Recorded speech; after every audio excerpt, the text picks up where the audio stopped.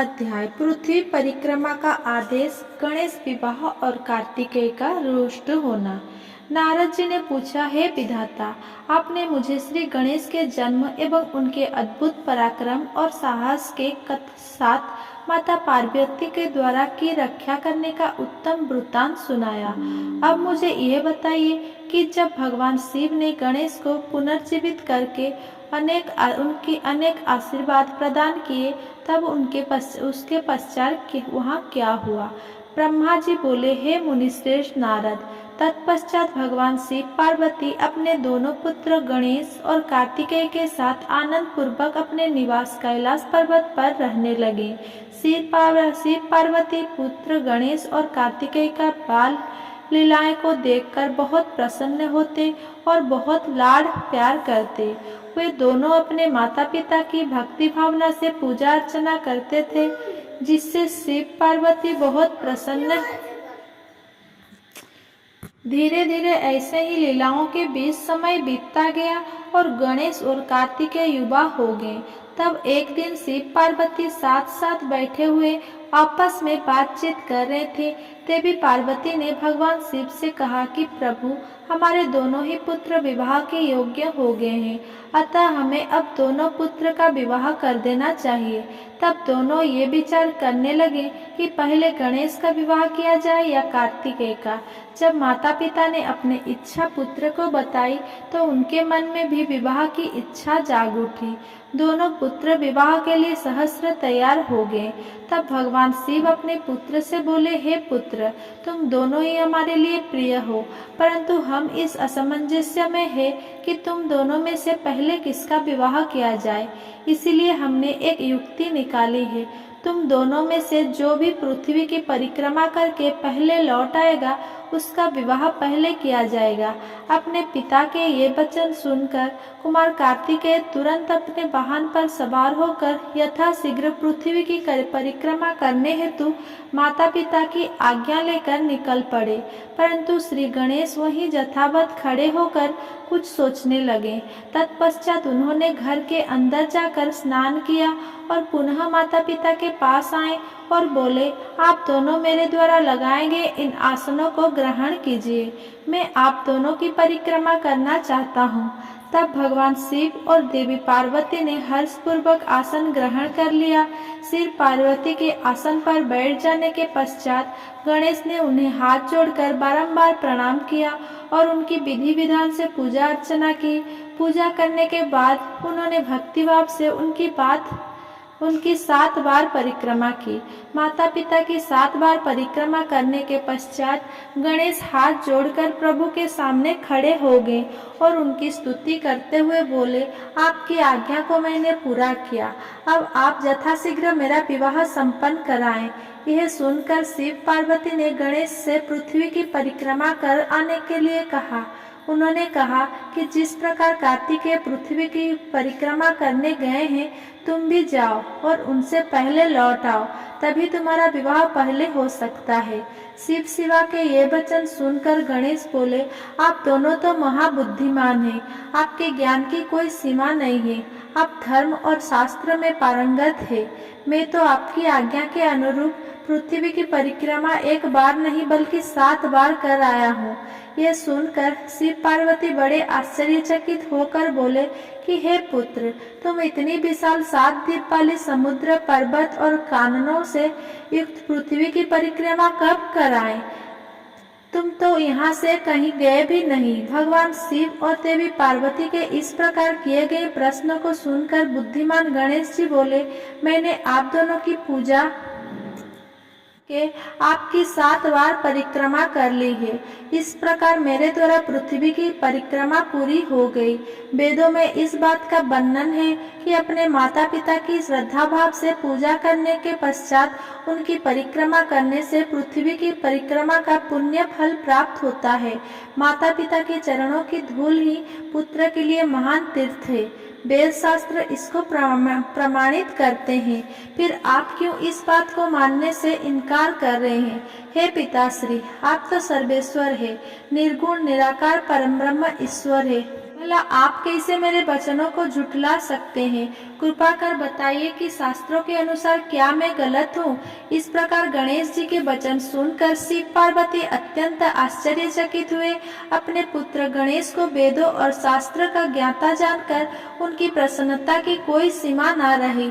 तब मुस्कुराते हुए भगवान शिव पार्वती बोले, हे प्रिय पुत्र, तुम बलवान और साहसी होने के साथ साथ परम बुद्धिमान भी हो।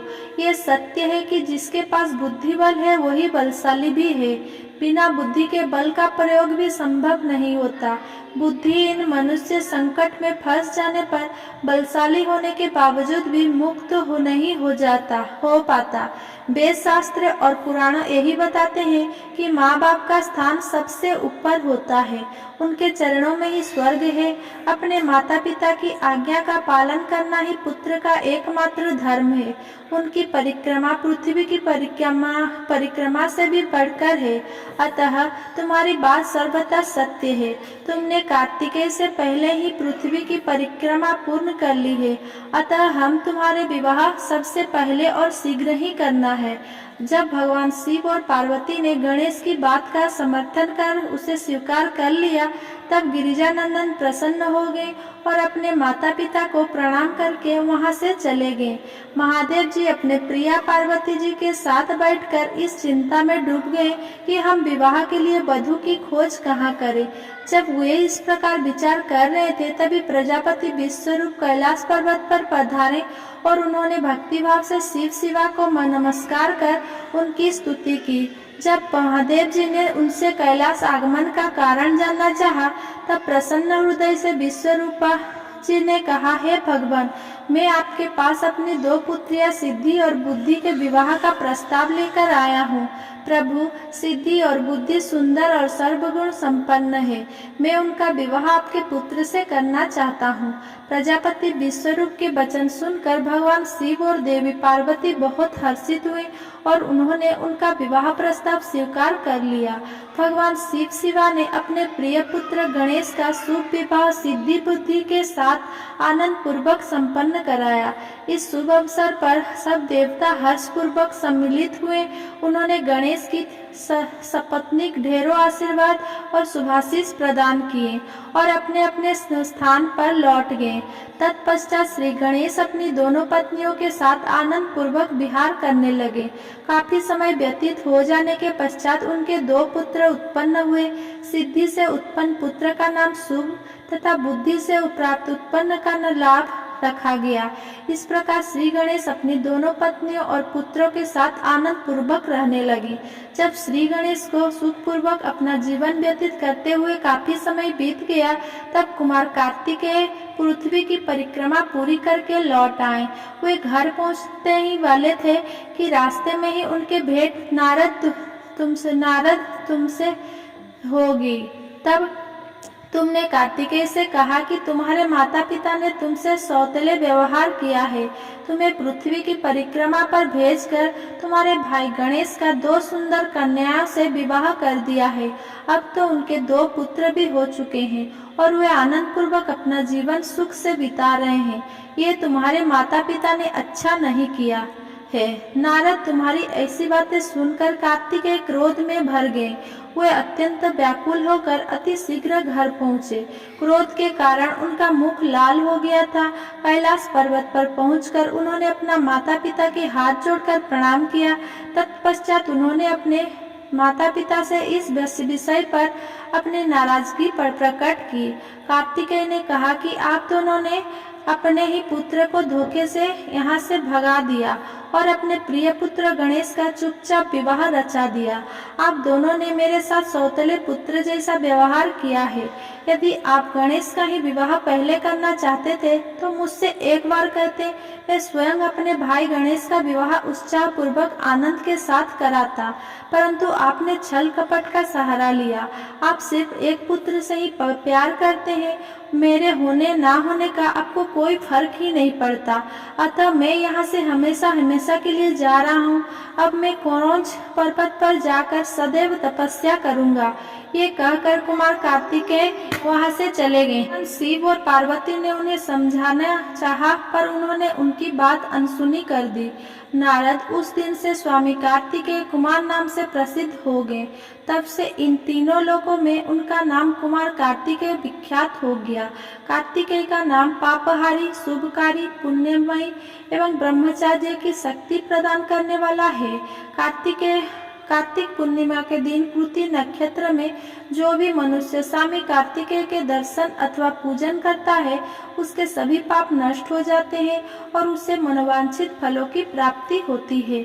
सभी देवता और ऋषिगण भी इस दिन कार्तिकेय के दर्शन को जाते हैं। उधर कुमार कार्तिकेय के इस प्रकार नाराज होकर चले जाने के कारण उनकी माता पार्वती बहुत दुखी थी। वे शिव जी को साथ लेकर क्रोंच पर्वत पर गई। उन्हें देखकर कार्तिकेय पहले ही वहां से चले गए। तब भगवान शिव उस उत्तम स्थान पर जहां उनके पुत्र कार्तिकेय ने तप किया था, मल्लिकार्जुन नामक ज्योतिर्लिंग के रूप में स्थापित हो गए और आज भी देवी पार्वती के साथ विराजमान है। उस दिन से शिव शिवा दोनों अपने पुत्र कार्तिकेय को ढूंढने के लिए अमावस्या को शिव और पूर्णिमा के दिन पार्वती जी क्रोंच पर्वत पर जाते हैं। नारद, मैंने तुम्हें समस्त पापों का नाश करने वाले श्री गणेश और कार्तिकेय के चरित्र को सुनाया है। जो भी मनुष्य भक्ति भाव से इसे पढ़ता, सुनता अथवा सुनाता है, उसके सभी मनोरथ पूर्ण होते हैं। ये कथा पाप नाशक, सुख देने वाली, मोक्ष दिलाने वाली एवं कल्याणकारी है। इसीलिए निष्काम भक्तों को इसका अवश्य सुनना और पढ़ना चाहिए। अगर मेरा ये वीडियो आपको पसंद आया हो तो मेरा वीडियो को लाइक, कमेंट, शेयर करें एंड मेरे चैनल को सब्सक्राइब करें। धन्यवाद।